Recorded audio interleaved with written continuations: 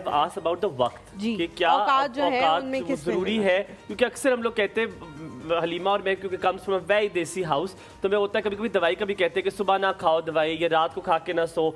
सो क्या ये जो वक्त होते हैं ये भी इंपॉर्टेंट होते हैं कि सप्लीमेंट में आपने जो आप मल्टीविटामिन ले रहे हैं किस वक्त लेना है, आपको मल्टीविटामिन कैल्शियम की दवाई किस टाइम लेनी है, आयरन किस टाइम लेनी है, इसका हाँ, वक्त होता है? बिल्कुल बहुत इंपॉर्टेंट होता है। वही बात है कि एब्जॉर्प्शन पे फ़र्क पड़ता है। तो जैसे पहले मैं कह रही थी कि एक तो आपने टी एंड कॉफ़ी के साथ आयरन नहीं लेना, कैल्शियम नहीं लेना, विटामिन बी कॉम्प्लेक्स नहीं लेना, जिंक एंड मैग्नीशियम नहीं लेना, ठीक है, घंटा के बाद आप ले सकते हैं। दूसरा ये है कि ये जो अब अगर आप आयरन ले रहे हैं, एक तो आपने इसको विटामिन सी के साथ लेना है, इसको आपने आजकल अमरूद बहुत अच्छे हैं उसके साथ लें। उसमें अमरूद is a power house of vitamin C. आपको पता है उसमें थोड़ा सा प्रोटीन भी होता है, only fruit that has protein. Yes, हमें पता ही नहीं होता इन बातों का, हमें नहीं पता होता कि उसमें 2 to 3 ग्राम्स प्रोटीन है। वैसे ये मेरे लिए बहुत सरप्राइजिंग है, मैंने सर्च हाँ, हाँ, के बारे सर्च में मुझे करें भी नहीं आप, पता था 2 कि ग्राम उसमें या 3 ग्राम अराउंड उसमें है।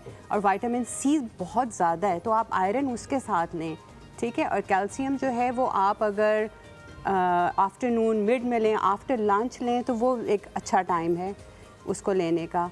मैग्नीशियम एंड जिंक अगर आप रात को लें तो उसकी एब्जॉर्प्शन बहुत अच्छी होती है और उस सोने में भी हेल्प होती है, बॉडी को रिपेयर करने में, सेल्स को रिपेयर करने में हेल्प करता है। लेकिन इसमें एक बात ये भी है कि मैग्नीशियम एंड जिंक इकट्ठे ना लें, या तो आप स्पेस आउट कर दें, टाइम उसका करें, या आप ऑल्टरनेट डेज पे ले लें। आप जो ये भी आयरन कर की गोलियां आप लेते हैं उसके साथ कोई कॉम्बिनेशन होता है कि आयरन की गोली के साथ आपने ये वाला लेना है, क्योंकि वो कहते हैं ना कि उसकी डेफिशिएंसी है तो आयरन के साथ या वो ना लें, कोई ऐसी चीज है जो आयरन की गोलियों के साथ आप ये नहीं मैं कह रही कैल्शियम ना लें उसके साथ। अच्छा। हाँ, और उसके बाद विटामिन सी लें, उसकी एब्जॉर्प्शन बेहतर हो जाएगी आयरन के साथ। आशा जी, बहुत सारे लोग जो हैं वो कहते हैं हम अगर अपने पेरेंट्स को देखें या अपने नाना दादा को देखें तो बहुत सारे लोग ये कहते हैं कि जी हमने तो 70s में जाके 60s में जाके जो है वो सप्लीमेंटेशन लेनी पड़ी, हमें ज़रूरत पड़ी, डॉक्टर ने रिकमेंड किया, आप लोग जो हैं वो अभी से ले रहे हैं। हालांकि हमारी जनरेशन वो वाली जनरेशन नहीं थी जिसने बहुत ज़्यादा कोई जंक फूड खाया, और हमारे बड़े होने के बाद, हमारे थोड़े से मतलब टाइम के बाद जब हम टीन में आए तब जंक फूड का ज़्यादा रुझान आया था।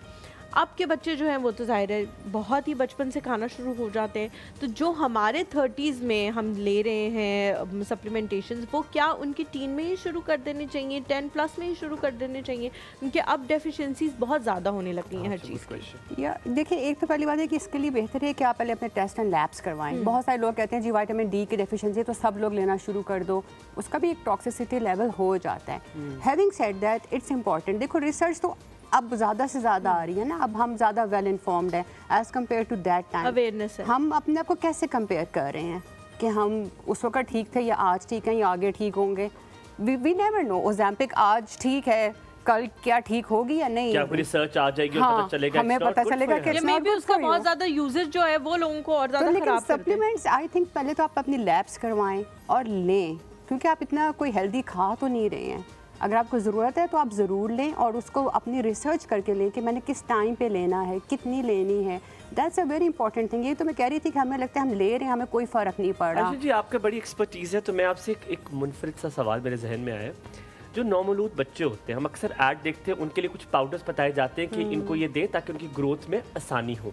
क्या वो पाउडर्स ठीक है अगर मदर ब्रेस्ट फीड नहीं कर पा रही है, क्योंकि ब्रेस्ट फीडिंग में आपके बहुत सारे ग्रोथ हार्मोन्स होते हैं, अगर वो नहीं कर पा रही किसी वजह से, तो एक तो ये बताइए कि क्या कोई सप्लीमेंट बच्चे को साथ देकर आप वो ग्रोथ की जो डेफिशिएंसी वो पूरा कर सकते हैं,